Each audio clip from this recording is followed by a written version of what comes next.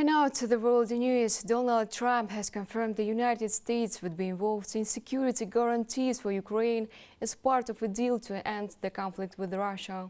The announcement came during a historic White House meeting with President Zelenskyy and European leaders, a hastily arranged gathering following Trump's summit with Vladimir Putin in Alaska. Standing firmly behind Ukraine, Europe's leaders joined Zelenskyy as he faced mounting pressure to accept a peace deal.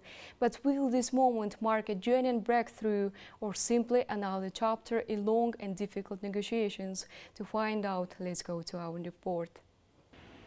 The EU backup comes as diplomatic discussions on Friday between Vladimir Putin and Donald Trump in Alaska ended without a ceasefire deal. Never before have so many European leaders gathered together in the White House. This historic event indeed may make progress toward ending the war in Ukraine, but one person was missing, Vladimir Putin. There are reports of a possible deal on offer, but European leaders want to ensure that there are security guarantees for Ukraine and the rest of Europe.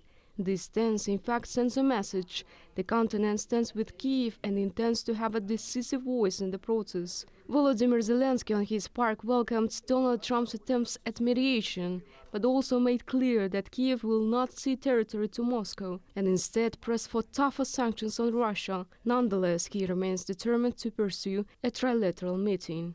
We just confirmed after this productive meeting with the President and then with all our colleagues, with the partners, we confirmed that we are ready for a trilateral meeting. I said always so, Ukraine will never stop on the way to peace and we are ready for any kind of formats, but on the level of leaders.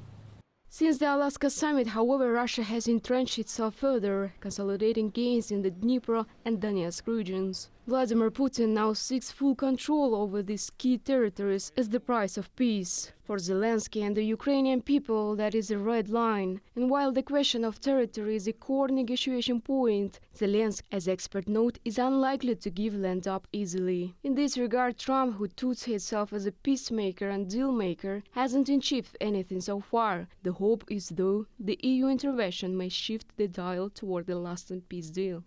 On the question of security guarantees was the agreement that the coalition of willing countries, that's 30 countries already working together on security guarantees, will now work with the US on those guarantees, coordinating, and we have already commissioned our teams to do the detailed further work on that. That's really important for security in Ukraine, for security in Europe, and for security in the United Kingdom. The outlines of a broader protest are now 6 more visible. According to the British Prime Minister, the results of talks also suggest that they could pave the way for a Trump-Zelenskyy-Putin summit. After Anchorage, indeed, Washington and Moscow awaited Trump's proposal, with the Kremlin confirming a 40-minute call between the two leaders, although no date or location is set. Trump insists he sees a lasting settlement, not just a ceasefire. Against this backdrop, Europe's unified presence in Washington underscores its resolve to shape the outcome. Whatever the immediate result, Swedish diplomacy may not end the fighting, but it could set the stage for how the war eventually concludes. New Time.